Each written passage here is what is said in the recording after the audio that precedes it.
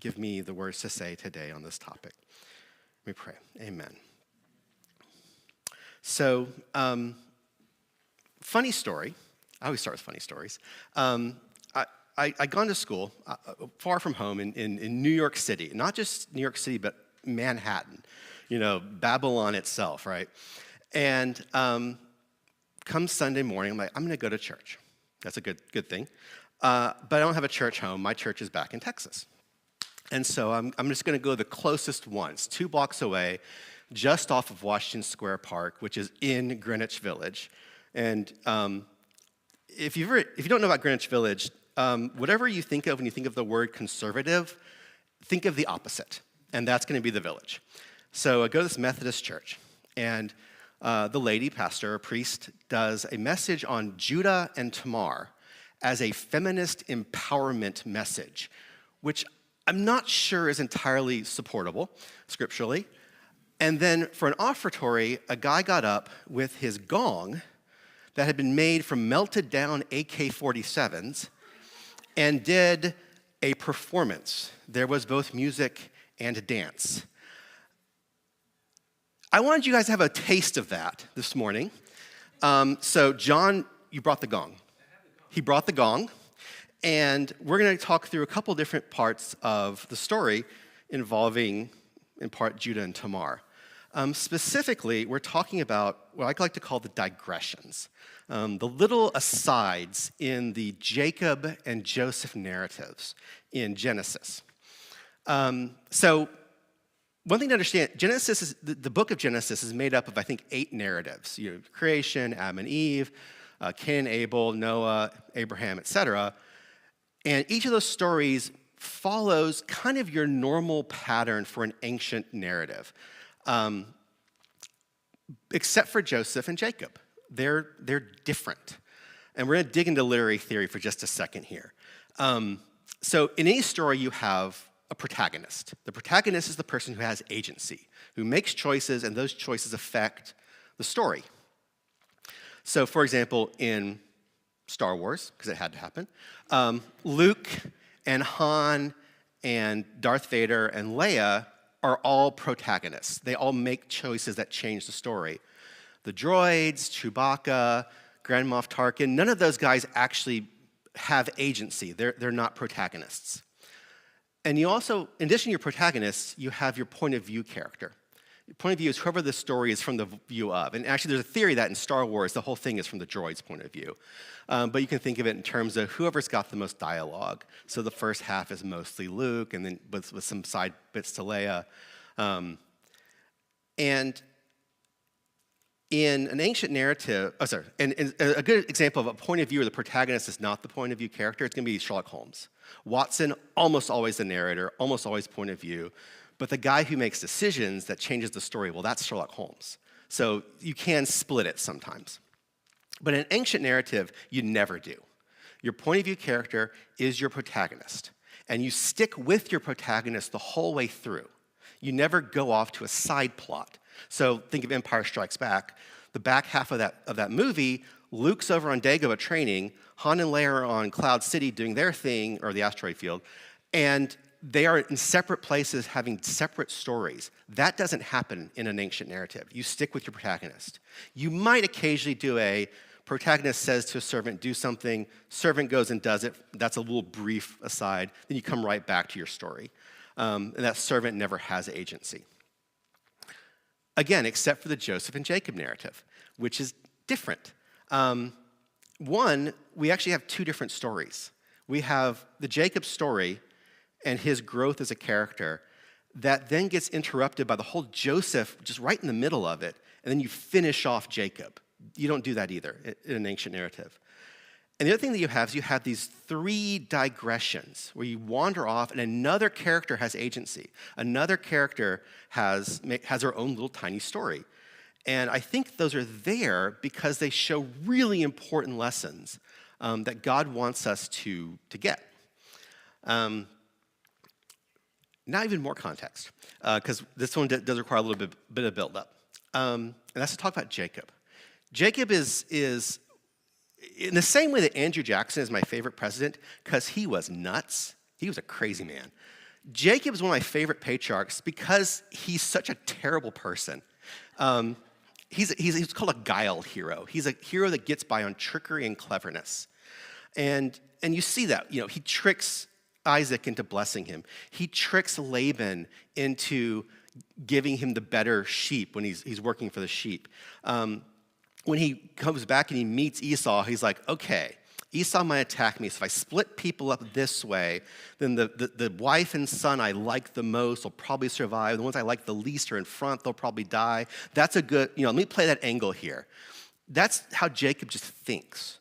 And it isn't until the very end of Genesis that you really see something different. But that's Jacob. He's a guile hero. But how he grows, and he's the only patriarch to change, by the way. If you think about it, Abraham, stuff happens, but his basic character never changes. Isaac hardly changes at all. He's barely a character, honestly, in my opinion. Joseph, he's a good guy at the beginning, he's a good guy at the end. Not a whole lot changes. But Jacob goes from this trickster, sneaky guy to a true patriarch by the end. And I think that's another weirdness in the story. And a lot of how that happens to him is that people trick him. They use his own tactics against him. He's like, oh, hey, this isn't a very good thing to do. So we have Laban tricks him with Leah and Rachel in the marriage. With the sheep, Laban's like, okay, tell you what, for your wages, you can have all the sheep that are speckled or striped, not a pure color. And then that night, mysteriously, all of those sheep get moved out of the flock. And Jacob has to do some trickery back. Laban pulls his own trick on him. And then later, when they're leaving, Rachel lies to his face, the same way he lies to people's faces, about the household gods. And then with Joseph, when the brothers sell him to slavery, they just lie to his face. They trick him. So as he goes through these situations where his tactics are used against him, he starts growing as a person. And really the central kind of conflict in Jacob's life, I would argue, is what I call the baby race. Drink, sorry. Better. What I call the baby race. This is nuts. I mean, seriously. This is over the course of literally 13 years. We know this is 13 years right here, this chart.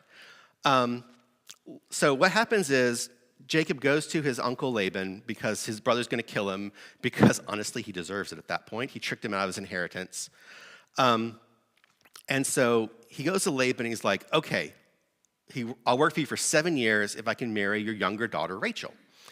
And because he loves Rachel. By the way, Rachel and Leah, their names mean like cow and baby goat, if I remember right. It's really weird. Anyhow, married younger daughter. And he works for 7 years. And it's like, seemed like a day because he loves Rachel so much. Gets to the wedding, the bride wearing a veil, and gets married to this woman who is wearing the veil. And he says to Laban, let me take my bride and we'll consummate the marriage. And lo and behold, the next morning, it is Leah. It is not Rachel. And the reason being that basically Laban just tricked him. He didn't want to maybe have this guy take his favorite daughter and run. Instead, he put in the other bride, the other sister. And when he did, we can see that we have the color difference. We have the greens and the yellows. The green shows these are Leah's people. So Leah, her handmaiden, her kind of personal servant, maybe a half-sister too, is Zilpah. And she is given to Leah at the marriage. So then what Jacob says is, okay, fair is fair. I'll work for you for another 7 years if in a week I can marry Rachel. And that's a good deal for Laban. So he marries Rachel. And then Bilhah, the other handmaiden, also maybe a half-sister, is given to Rachel as part of that. So now we have Jacob, the wife he didn't want, the wife he did want, their sisters. There's 2 other maybe half-sisters in play. He's stuck there with them and with the father-in-law who tricked him for 7 more years. Oh, and by the way, no one's happy with anyone else. And then the favorite sister doesn't have children. Only the older one does. She has the first 4 in a row, Reuben, Simeon, Levi, and Judah. And Rachel says, this is horrible. She prays to, she says horrible. Tell you what, take my handmaiden and maybe half-sister and sleep with her, have children. I'll adopt them. They'll be like they're mine. And success. So Jacob goes in and sleeps with Bilhah. 2 more kids, Dan and Naphtali. Okay. By the way, almost all these names are basically like take that against the other sister. So, Judah is like, I'm awesome, and Dan's like, ha, I got mine back, and then Gad's like, I paid for you, because we'll get to him in a second. So Leah's mad because now Rachel has had children, and so then she sends in her handmaiden and maybe half-sister, same deal, and we have 2 more kids, Gad and Asher. Okay? And then Leah's not done because there's some back and forth still, so then she has 3 more kids, Issachar and Zebulun, and then 1 daughter that we know of, Dinah.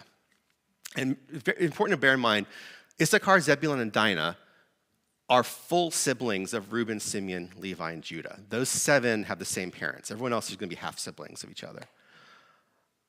And then finally, Rachel has a child, and it's Joseph. And we all know Joseph. The coat and the dreams and the whole deal, and the favorite child, because he's from the favorite wife. And about this time, 13 years has elapsed. Also, during this time, Jacob finishes the 7 years. He's paid for the 2 sisters as brides. And then he says, Laban, let me work for you for some actual, goods or money. Let me have a way so I can build my own wealth and support my own family. And so Laban says, okay, you can have all the speckled and spotted animals in the herd, and then he takes them all out of the herd. And then Jacob uses magic or just trickery. It's not totally clear in the text. But there's something that's at least looks like sympathetic magic, where if the animals are looking at something spotted when they're mating, then the baby will be spotted, the baby animal. So when the strong animals are mating, he puts the spotted things in front of them. When the weak ones, he puts the plain. So he gets the spotted ones, Laban gets the plain ones, and all of a sudden his herds are fantastic. The other thing to bear, so we have this thing where Jacob has been tricking his father-in-law. Jacob, while he's still having children with these women, by the way, in the father-in-law's house, essentially, they're all living together, watching the father-in-law's herds, and he's tricking him to the point where Laban's children, his sons, are going, this Jacob guy's stealing from our dad. We got to kill him. So he has to run out. And that's actually the last time he flees from a country. So it's just nuts over there. I mean, seriously, this family, right? But the other important thing to note about this chart is the first 4 names, Reuben, Simeon, Levi, and Judah, and their tribes. Under the law at this point, Reuben should be the leader. He's the oldest. He is the blessed firstborn, and he should get a double inheritance. So if Jacob dies at this point, because Benjamin isn't born yet, it should be split 12 ways. Everyone gets 1 share except for Reuben. He gets 2 shares. That's how it should go. But what will happen is Reuben doesn't get leadership, and actually loses the double share too. Simeon doesn't get leadership. Levi doesn't get leadership. It's Judah, number 4. What happened? And that's what we're going to talk about, is the what happened. In these 3 different narrative stories, these 3 different digressions.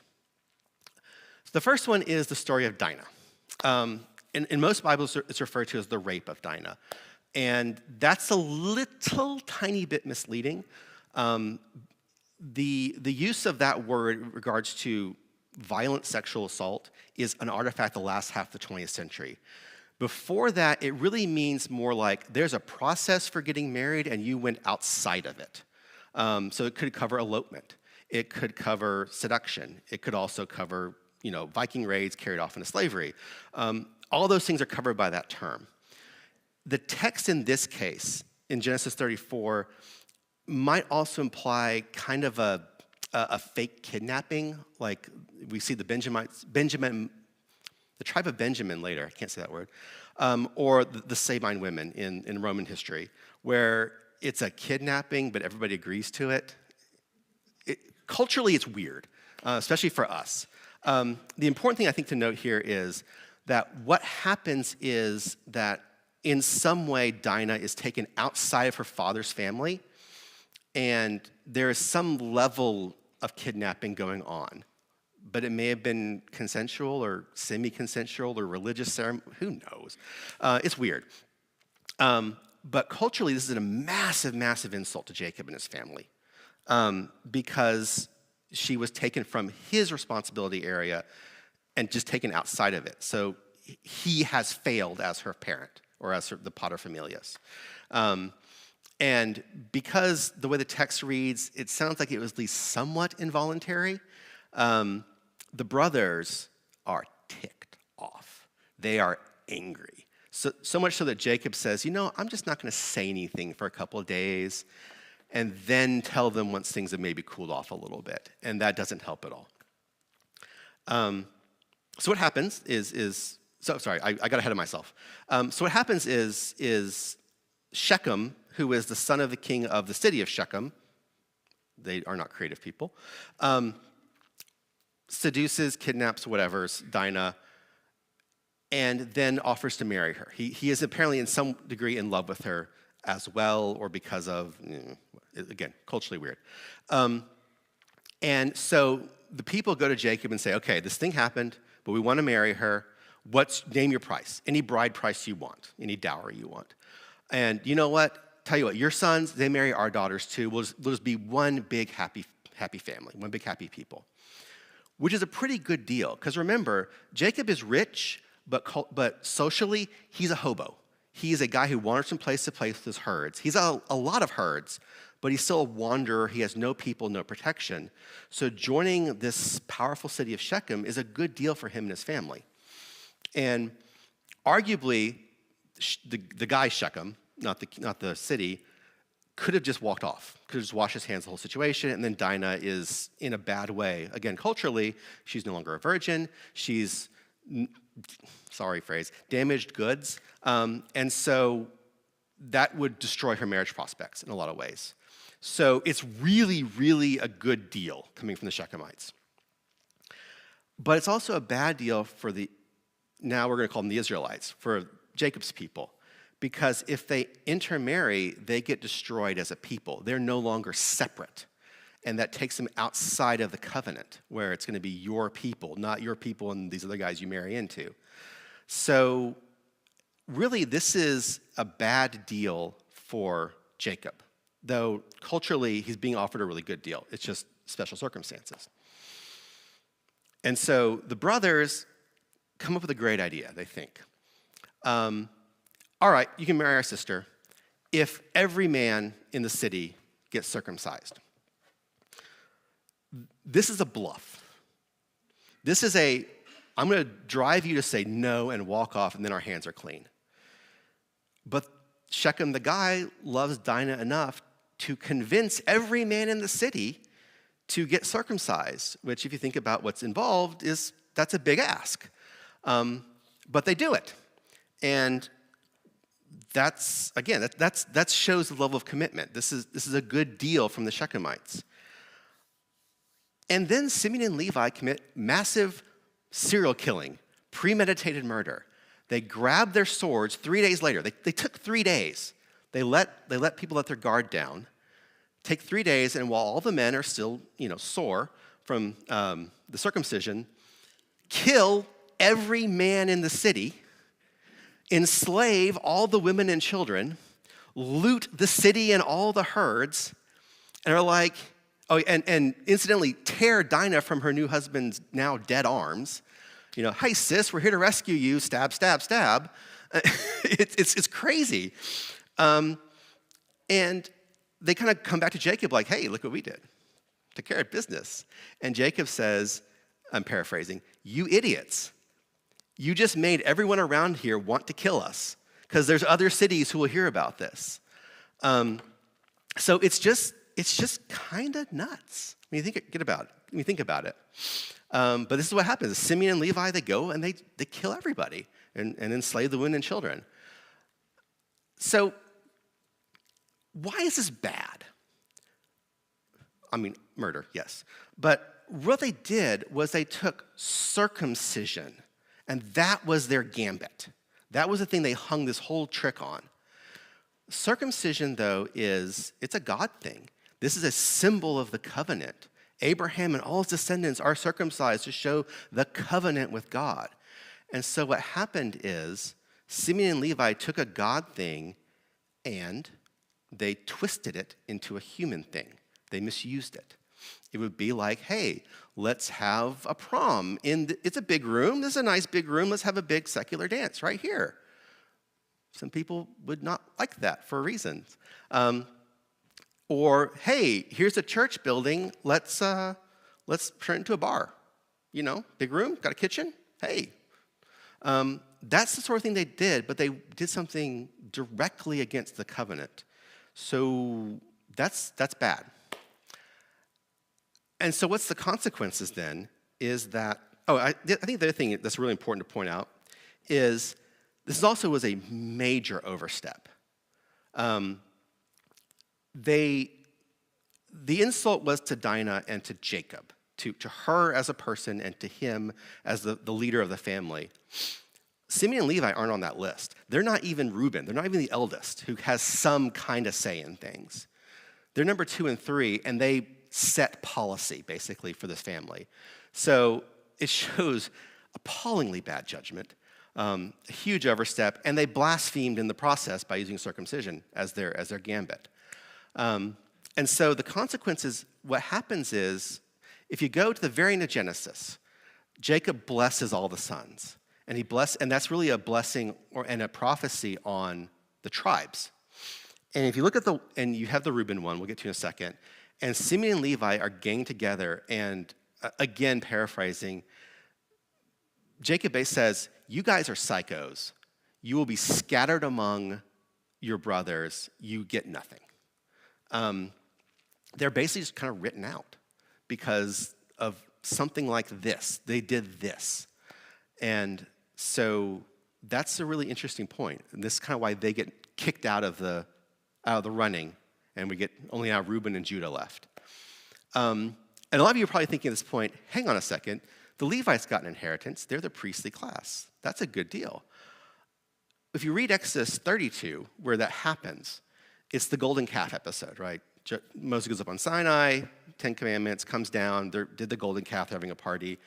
And Moses says, everyone who's a true son of Israel, rally to me. And the Levites show up. And they grab their swords and they start killing people. And they kill several thousands at that time. So I think that, and at that point, because of that, they become the priests. It's actually explicit in the text. So I think what's going on here is the Levites got in trouble for being zealous hotheads who stabbed people. And then they kind of got back out of trouble by being zealous hotheads who stabbed people for God. They channeled their impulses towards a godly end. And so they kind of get a little bit of a clawback and get back into things. But they're still scattered throughout the thing. They don't really exist as a separate tribe with an inheritance because their land is just a couple cities, basically. So that's that one. And the big application point, Andrew, I know you're watching. Look, application points, I remember it this time, because I do forget every time, is to keep God things sacred. If something is a God thing, keep it for God. Don't just mix it with your business, because it's his. So next, we're talking Reuben. So Reuben is a couple of touch points in the story. We never really get a distinct narrative with him.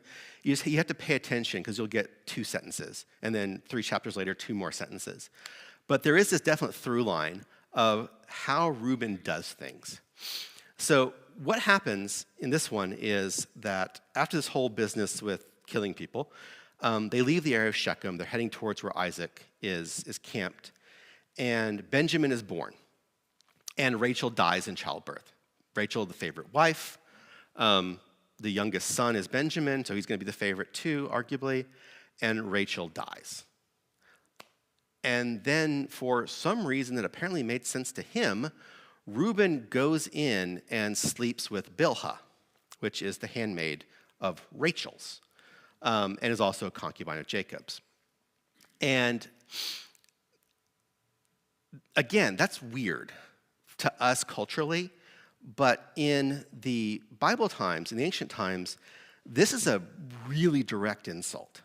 Reuben is the firstborn. When Jacob dies, he will get will get Jacob's things, including the concubines.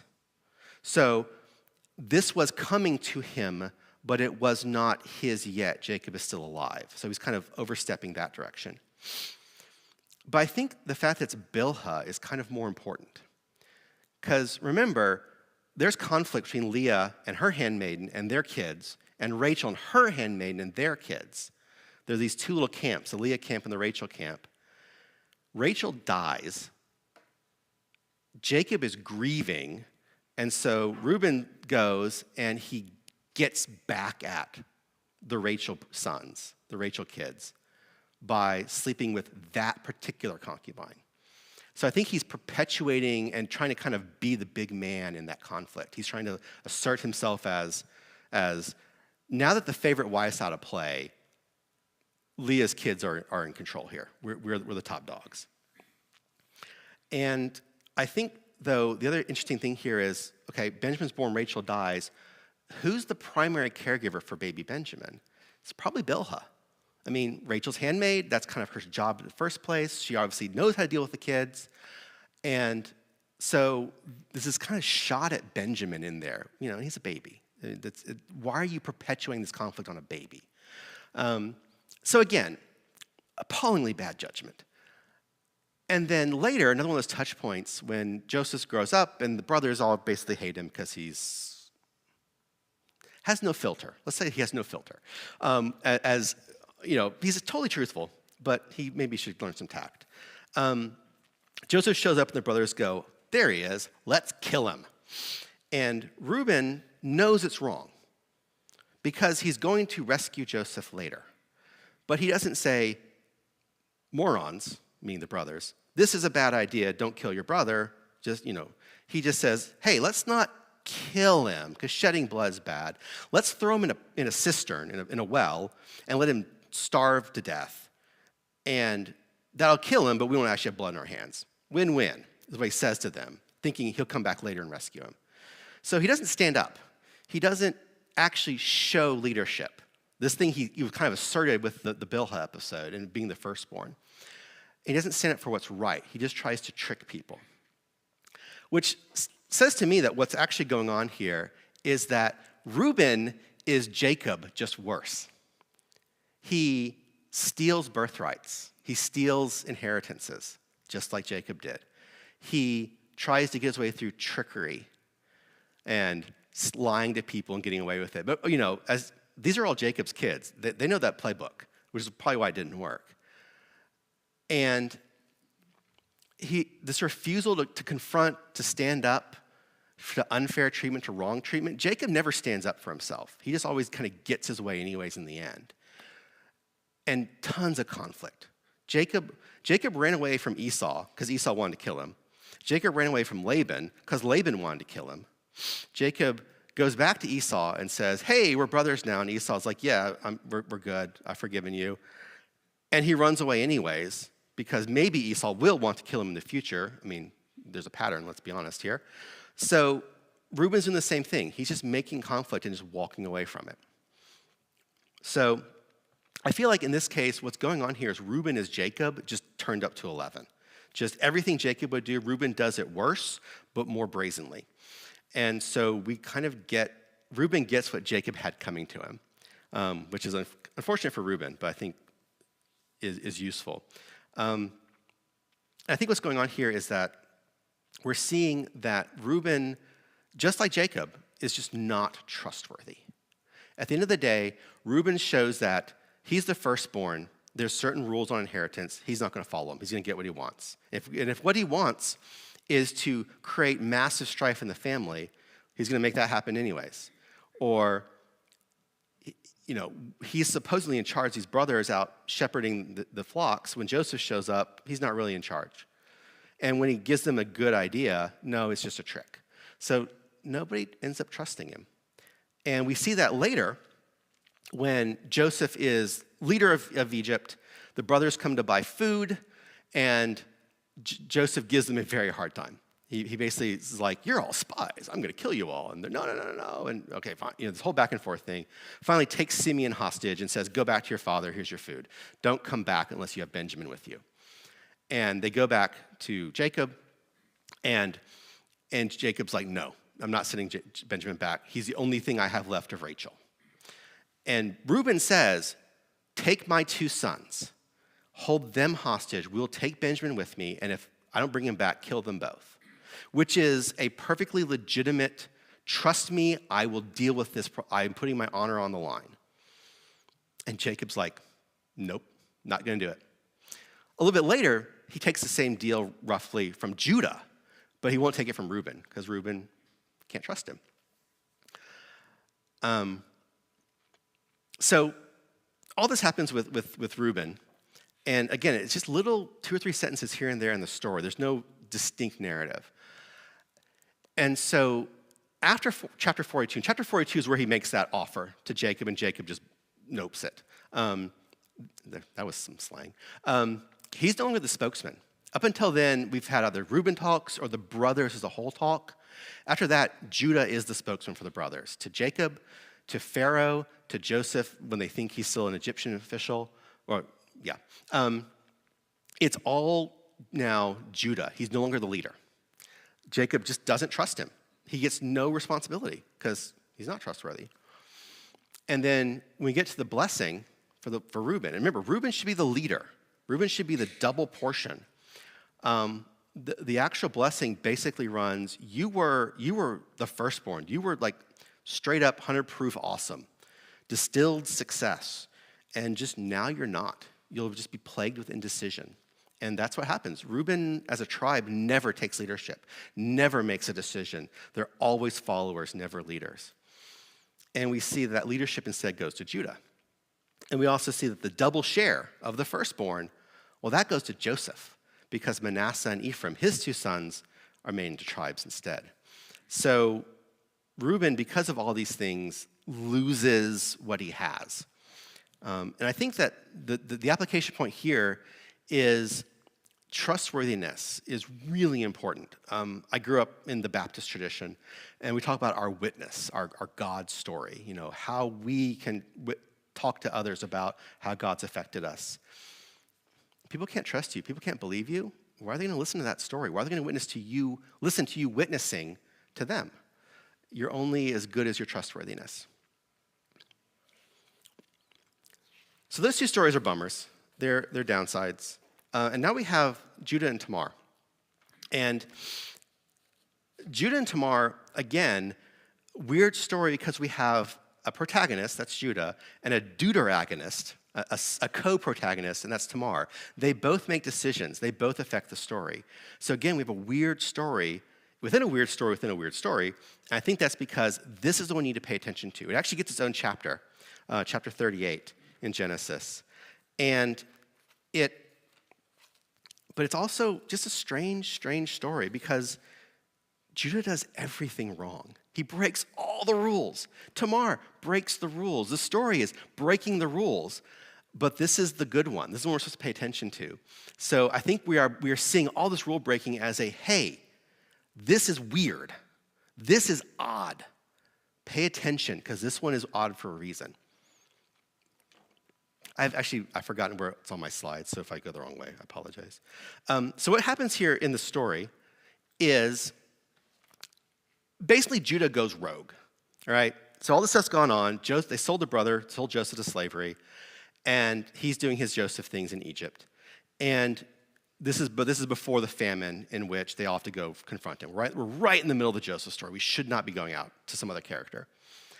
And he goes to Canaan to seek his fortune. Which, yeah, you do that when God tells you to, not when you decide just to go wander off into pagan land. And he marries a Canaanite woman. That's not right either. I mean, that's why Isaac went home to his uncle to get a wife. That's why Jacob went to not marry a Canaanite. That's what the thing Ishmael did that annoyed Isaac Ishmael, the other one, Esau, annoyed Isaac so much was he married a Canaanite woman. And Judah was like, hey, Shua seems nice, I'll marry her. And then he has 3 sons. Onan and Sheila, probably Shayla. Sheila's a girl's name, if you're Australian. And then he or it was just spelled E-R. And there is that's all we know about. Nope, you don't know. You. So Judah is also apparently a terrible parent. He's doing everything wrong. It's okay. So Tamar's still alive. Has died. They had no children. So ancient times, the custom is the brothers of the dead husband will impregnate the widow, and those. And you only need one son, by the way. It's not like a thing. The son will be a descendant of the dead brother. So, for example, my older brother passed away. I would be expected, if he had no children, to have children by her, my sister-in-law, in order to perpetuate his line. And they get his inheritance, and my kids get my inheritance, and it's all well and good. And as somebody in 2023, that's really weird. I mean, that's just weird. The point Veronica's giving me like the side eye, even talking about it out loud. And you're right to do so. Okay. And by this, that happens in the story of Ruth, where she goes back and Boaz has to talk to the other guy because of the kinsman redeemer. That's all this as well, but this is obviously earlier. So Levirate marriage, you have to go get to perpetuate line, and we'll name the child and good. I got Anthony to laugh. And Onan refuses to do, if you will, but he does not do the critical part, which involves impregnating somebody. So basically, one part, but not the duty part. And that's competition. If has no kids, born, gets the leadership inheritance. If has a kid, even by way of Onan, well, that kid gets all that stuff. So he's trying to get out of it. Again, do a tricky thing, do a Jacob thing. So Onan, parent. And then because Judah is a very terrible parent, looks at this whole situation and says, well, obviously the solution is not to do the right thing, but to try Tamar and God. So he says to Tamar, tell you what, go live as a widow in your father's house. You don't do that. She's part of his family now. That was the deal with Dinah, remember? Outside of the protection of, when she married in. She's in that family forever. But go live with your father. Will be over there as a widow. When my youngest son, Sheila, is old enough, well, then we'll do the Levirate marriage thing. He did one of these, fingers crossed on his back. Because do that. Sheila's going to die too, he thinks. So, again, Judah's doing everything wrong. Keeps doing everything wrong because then passes away, Shua, and wanting, who, by the way, is probably not a God worshiper, probably a pagan. And he's like, hey, I'm going to go visit a prostitute. And so he does.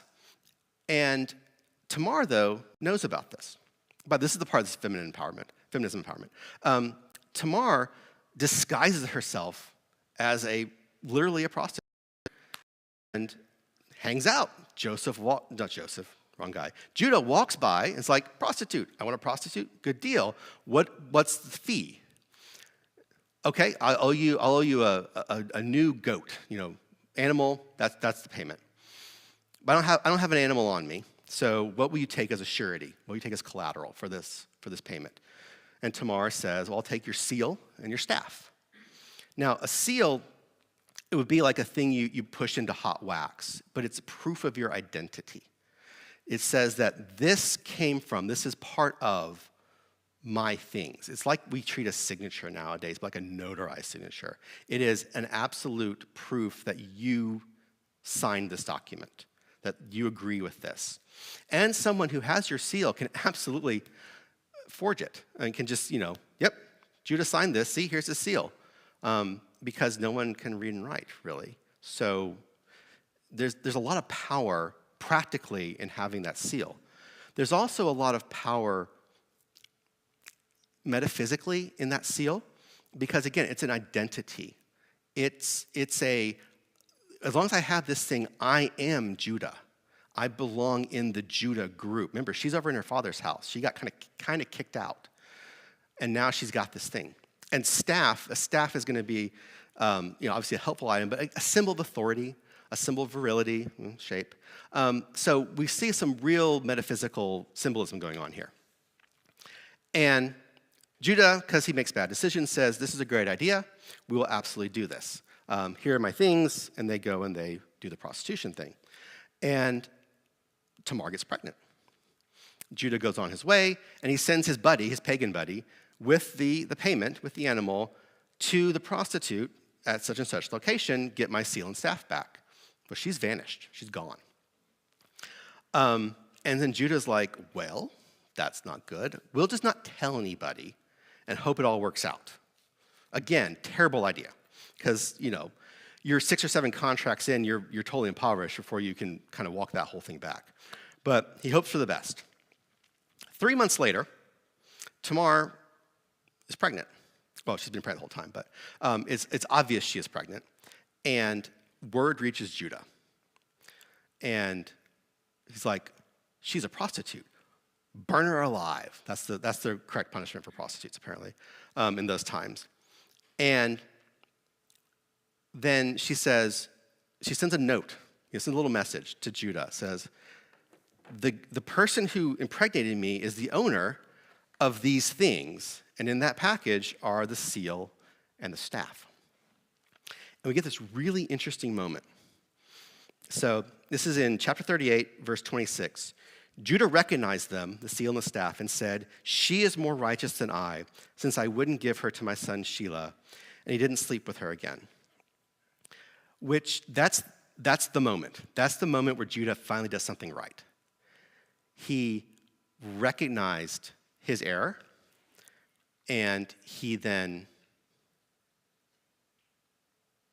my slides are off, and then he made good on it. And we'll come back to this in a second with the application point. And then we have a really funny thing. She's pregnant with twins. Now, we've seen twins before. Jacob and Esau were twins, right? And Jacob, Esau came out first, like a hand, and then he, snatches it back in. And then Jacob, so there's this whole thing of one of the twins shows up briefly and then kind of sneaks back in. The other one's actually fully born, then the first one comes out. And this is the line, right? We know Jacob's legit. And these two twins, Perez and the other one, did the exact same thing. Perez sticks his hand out, and then he sneaks back in, and then the other one's born, then Perez comes out. So we see this symbolically. This is fine. This is in the line of Jacob because we've had a repeat of the Jacob-Esau incident. And I think this is supposed to be vindication. This is the text saying, ignore the prostitution part, ignore the deception part. This is as legitimate as Jacob is. And we know Jacob's legitimate, literally and figuratively. And so that's the story. Wrong, very, very wrong. Judah takes responsibility. Now we're back to right. And that's the other thing that happens in a story. We have our protagonists, and we have, at the beginning, things are wrong. Things are out of joint in some way. The One Ring exists in the Lord of the Rings. The Empire has the Death Star plans. And then the entire point of the story is getting things back to the right order of things. In this case, in those two stories, the One Ring is destroyed. People can be free and safe. In Star Wars, the Death Star is destroyed. And in this case, we've had the Jacob narrative is this guy, because seriously, he is a piece of work, and his kids are maybe worse. They're definitely as bad, are just messed up. And then by the end of the story, between Judah and Joseph, things are back to right. Things have been put back to where they need to be. So that's what's going on here. So let's talk about the kind of the consequences-y part of this, because this is weird. Again, everything went wrong that shouldn't have gone wrong. I think what's going on here is that we still see deception. We see Tamar lie, at least by implication. She dresses up like a prostitute, sits in the prostitute place, accepts money for sex, so she's flat out lied, at least by implication, but it's a good deception. It's just the same way that Joseph lets the brothers think that they're in trouble because they're not doing what he says when he's the official in Egypt. He lets them think he's just an Egyptian who's going to kill them all for being spies. But it's in order to show the truth, to reveal something that's wrong, or in this case, uncover a sin. So I think we have a combination of the good deception and then Judah doing sin and repentance right. Because remember what he says is, she is more righteous than I. She literally got pregnant prostituting herself, and she's more righteous because I've done wrong. Number one, he acknowledges wrong, then he makes things right. And then he learns from his sin. And then we see this finally in Genesis 44. In Genesis 44, this is the very tail end of the Joseph deception. They've gone, they left Simeon behind, they went back. They have to bring Benjamin if they want more food. They're going to starve if they don't have any more food. So they bring Benjamin to Egypt, and Joseph sneaks his personal cup into the bags and sends his steward a bunch of guards after them as they leave and says, whoever has my cup is a thief and will be killed. And the brothers do some song and dance and try and get around it. And no good. They go back to Joseph, and it's Benjamin. It's in Benjamin. No good. They go back to Joseph, and it's Benjamin. It's in Benjamin's sack. So now Benjamin's going to be killed, and Jacob will just die of grief at that point. Rachel and her sons are all dead. And Judah, in Genesis 44, goes to Joseph, and he says, look, you're right. This happened. I understand. But if you do this, our father will die. He will literally just keel over from grief. Take me, whatever you're going to do to Benjamin, do to me instead. He actually shows leadership. He shows sacrifice, and he doesn't lie. He tried to get his way by being honest, and that's the first time in these two stories that's happened at all, that someone's actually been honest. And so we see that through this sequence of Judah, we see things getting to correct, getting to right. And actually when that happens, Joseph just breaks down crying and reveals himself to the brothers, and we finally get the happy ending starting. Once Judah finally shows that they're not the brothers that sold Joseph into slavery 20, 30 years ago. And so our application point on this one is that sin should be followed by repentance and making things right. And I'm going to say that this was supposed to be my sermon on September 9th, and I really want to do this whole last little bit as one big one, so kind of a stay tuned moment for that.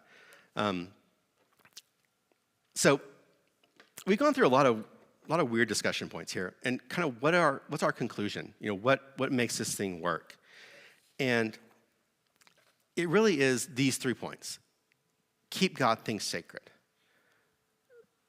If something is set aside for God, is dedicated to God, is associated with God, don't make it associated with something lesser, with something human, especially something like revenge or a sin. The second thing is our witness is as valuable as our trustworthiness. The more people trust us and look to us as being ethical, moral people that they can trust, that they can rely on, the more they'll listen to us when we talk about God, when they have to take that kind of leap of faith based on something we're sharing, based on our witness. And then third, it's going to be that when we sin, we should try to be like Judah, because we're all going to sin. We all do it. And instead of trying to get out of it or sneak away or hope it goes away, just do what Judah did. Own up to it, repent, and go forward from there. And we'll see, just like in the Jacob and the Joseph narrative, no matter how bad things get, they will get to better. They'll get back to true when we start doing these things. So thank you all for sitting through a weird sermon. I appreciate that, with some uncomfortable material. And we're going to wrap it up with a prayer. Lord God, thank you for the chance to come up here and teach from the Word. Thank you for all the blessings you've given us, the examples, the lessons, everything that has helped us to be more and more in your Word. Be with us throughout this week and the coming days as we try to show you the world around us. Hear me pray. Amen.